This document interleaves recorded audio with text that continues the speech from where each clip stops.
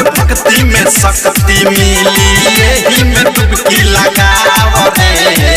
ऐसे आओ रे विसे बनाओ रे सिसे चिलो मधके दिसे धनकाओ रे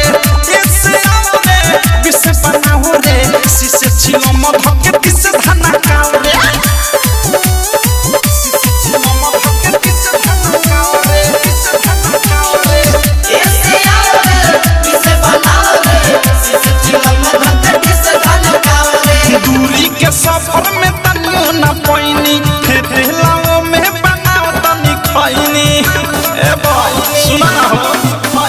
दूरी के सफर में तनियो न पैनी ठेलाओ में बनाओ तनी खैनी बोलो बम नारा कावरिया बोलो तारा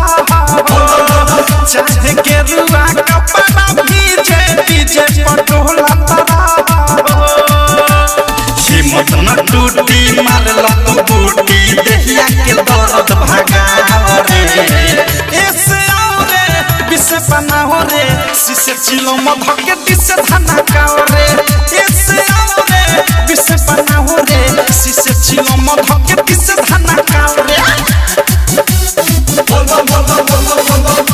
कैसे सिसे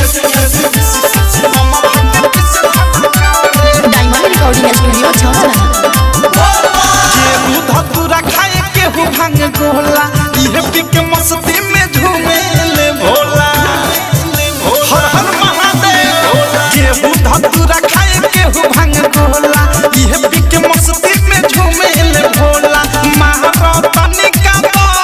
बम प्रेमिया देश हेने बैठाया गारू राइटर थारू अनुराग मुकेश आओ तू नाच जनी तू काछ भोले के गाना बजाओ रे ऐसे आओ रे विसे बनाओ रे सिसे चिलो मधके दिसे धनकाओ रे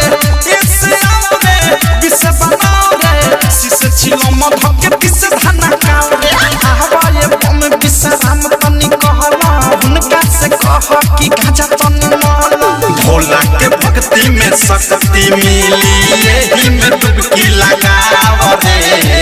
ऐसे आओ रे विसे बनाओ रे सिसे चिलो मधके दिसे धनकाओ रे